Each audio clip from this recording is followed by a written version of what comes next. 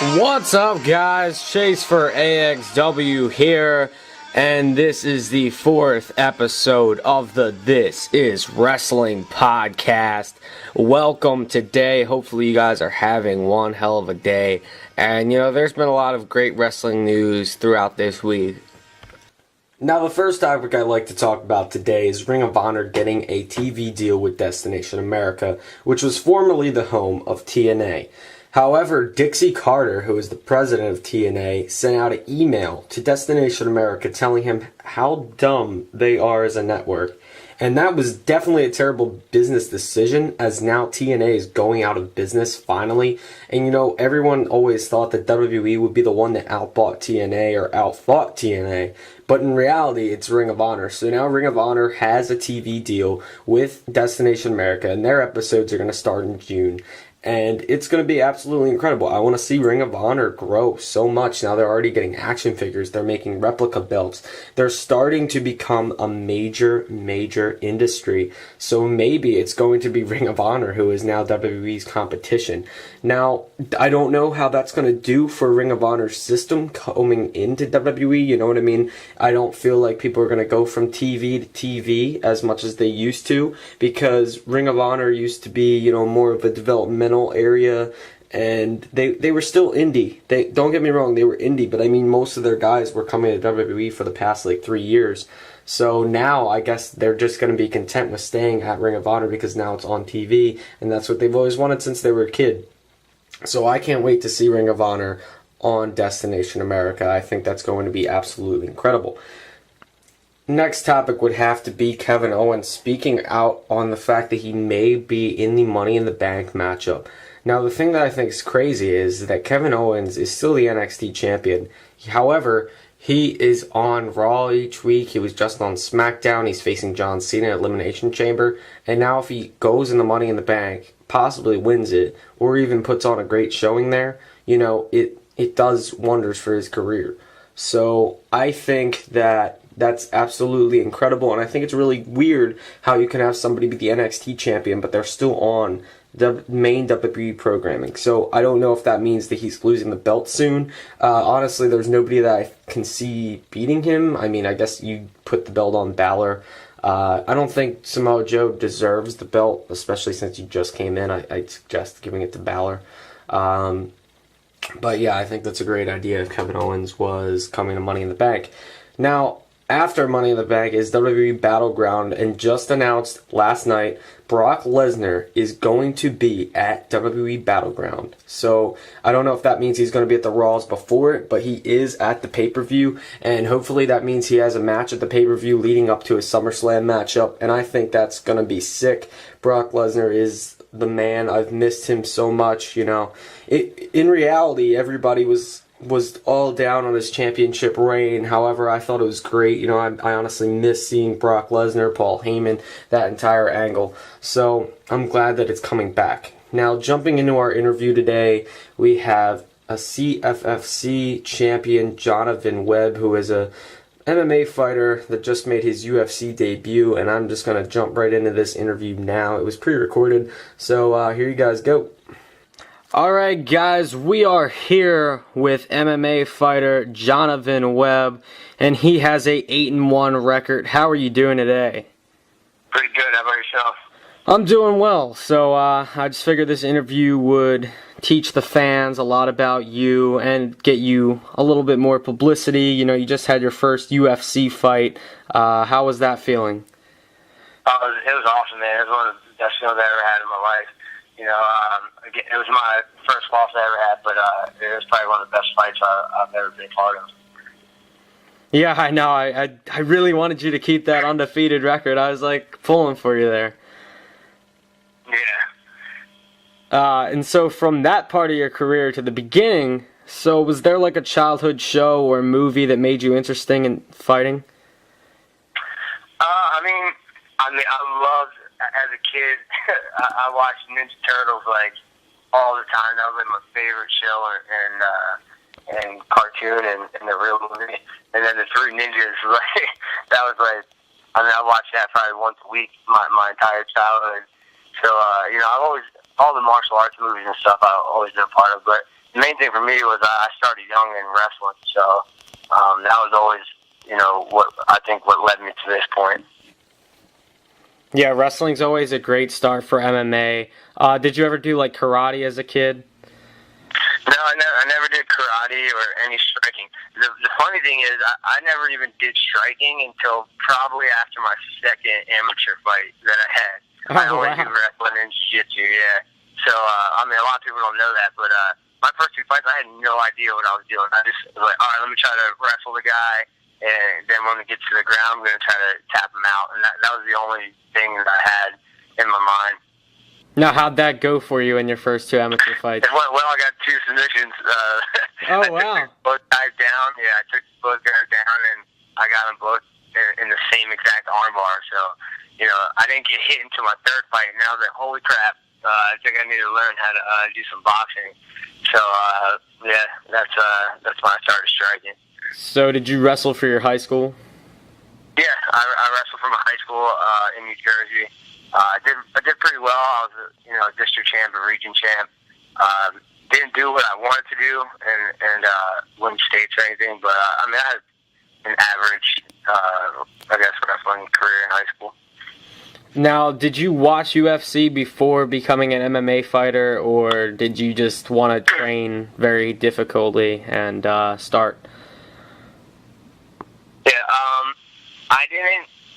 I wasn't. I knew what the UFC was and fighting and all that, but I didn't follow it. And then my senior year in high school, my cousin was like, "Hey, I know a guy that's opening up a Brazilian Jiu-Jitsu school that we should go check it out."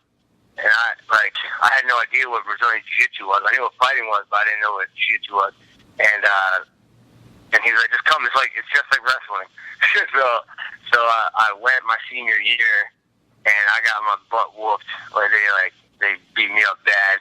And, from that day, then I started following MMA and found out who Royce Gracie was and Renzo Gracie and all those guys. And, and now I've just been a fan of the sport since that day.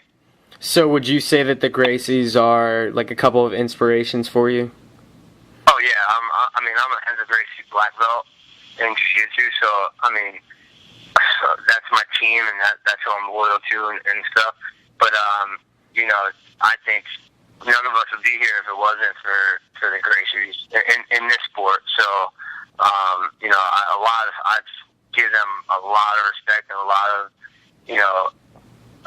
I know that they're the reason why I'm able to make a living off of what I do. Exactly. Now, what was the most difficult part of training in the beginning? Like, was it the cardio? Was it the box jumps? What workout was really a really difficult part of training?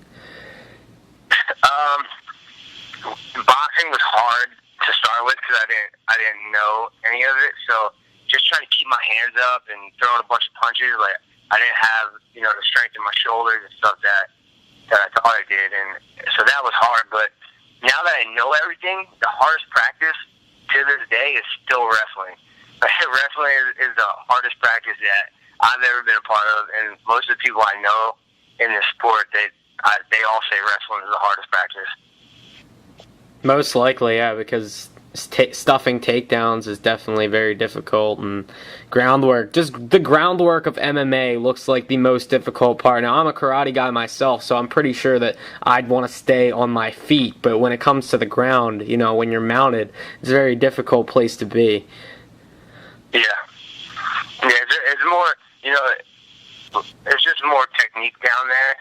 Once you're comfortable on your back and on the ground, it all kind of just comes. But cardio-wise, you can get tired doing it, but if you know what you're doing, you can kind of reserve your energy on the floor. Yeah, that's very true.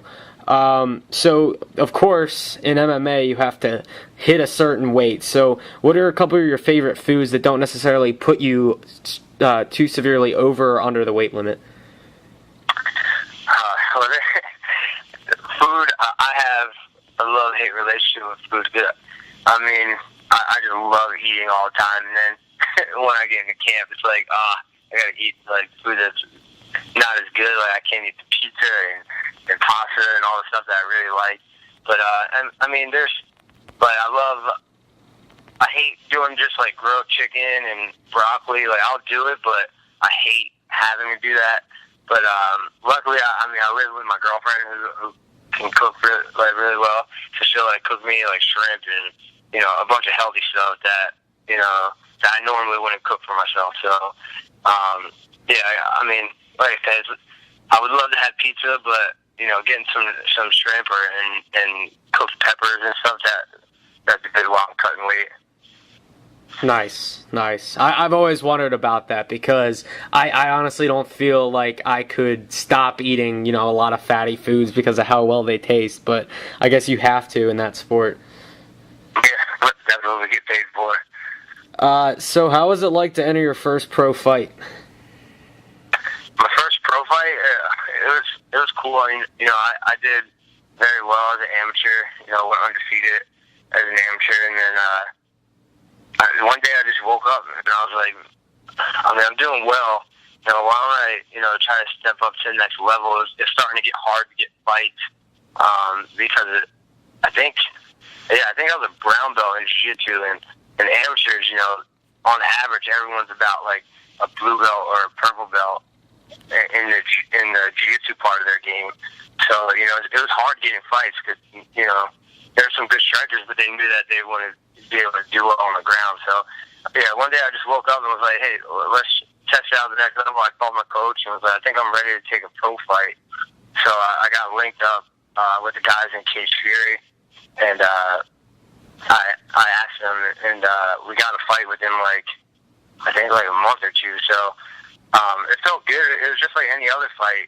It really doesn't matter what the rules are.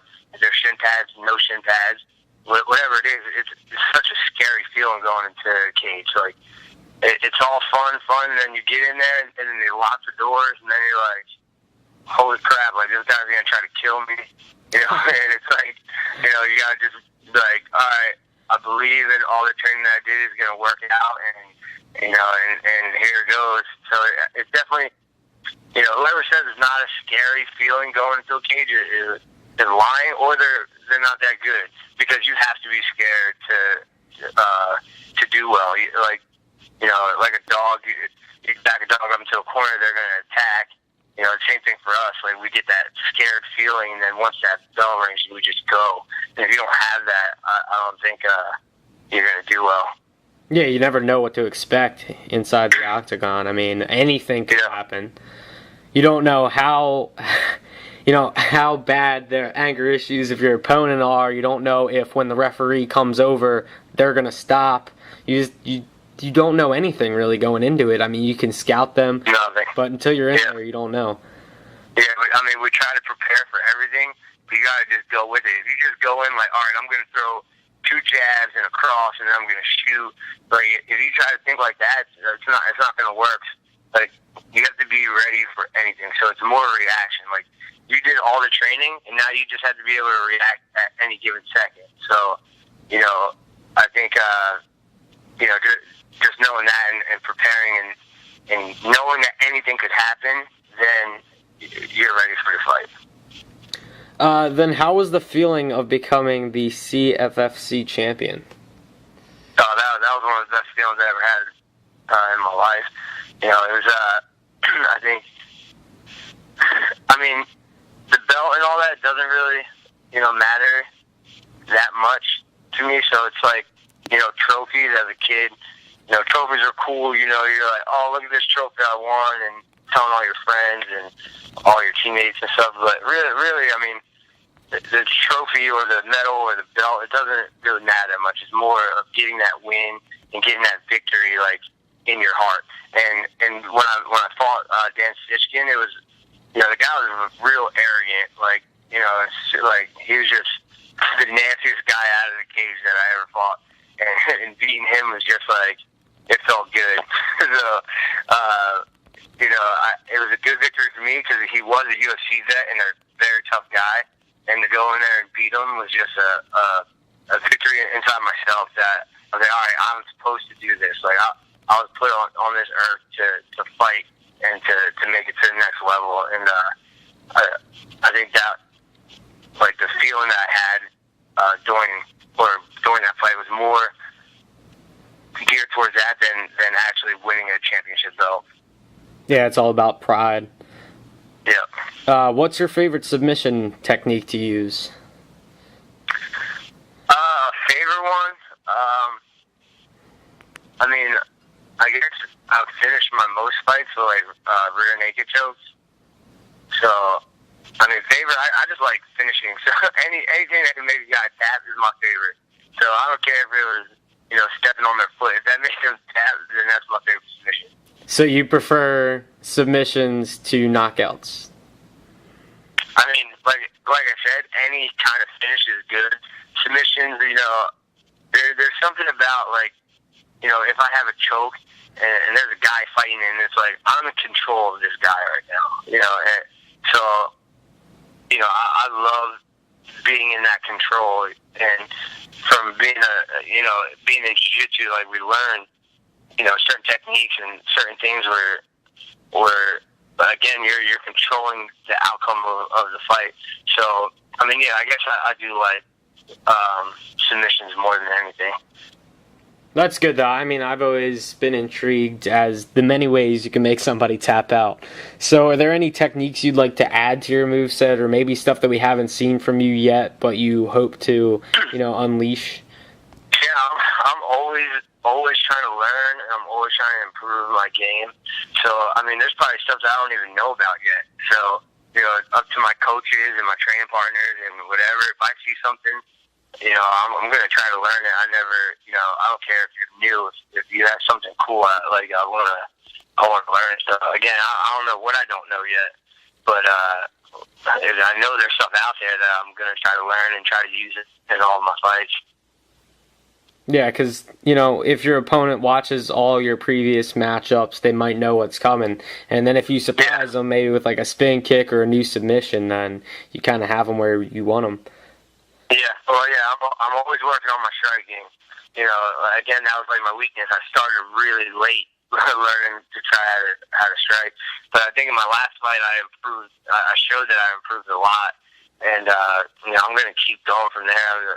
That was just a first step. Now it's, every day I'm going to try to get better and better at it.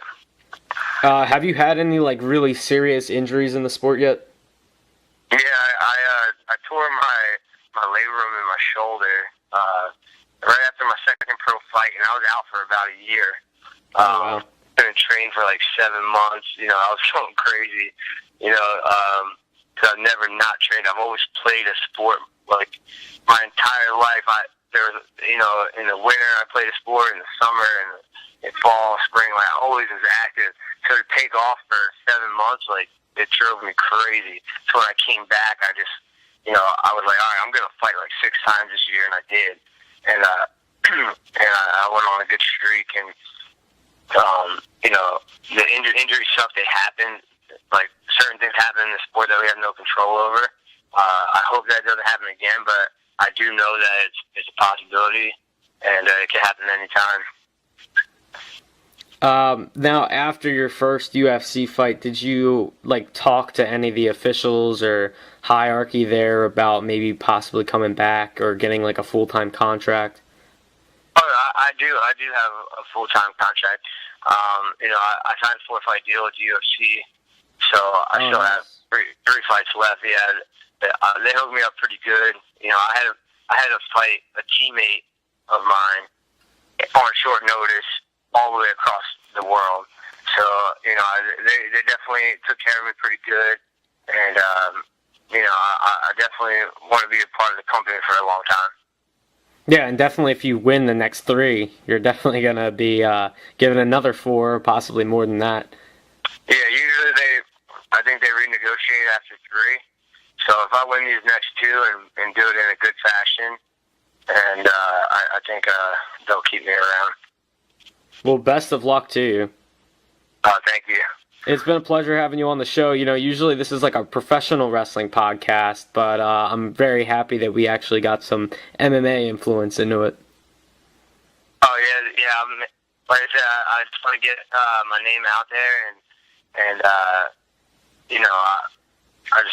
love doing this kind of stuff and talking to new people, and everyone can follow me at Jonavin Webb on Instagram, Twitter, whatever. You know, ask me questions if I didn't answer anything on here. But yeah, thanks for having me. It was great. Like this video, leave a comment and subscribe for more. And if you want to support the This Is Wrestling podcast, all you have to do is donate to paypal.com and then just type in the box chaseaxw@gmail.com. Not the 4, just CHASEAXW@gmail.com. Thanks, guys. Peace.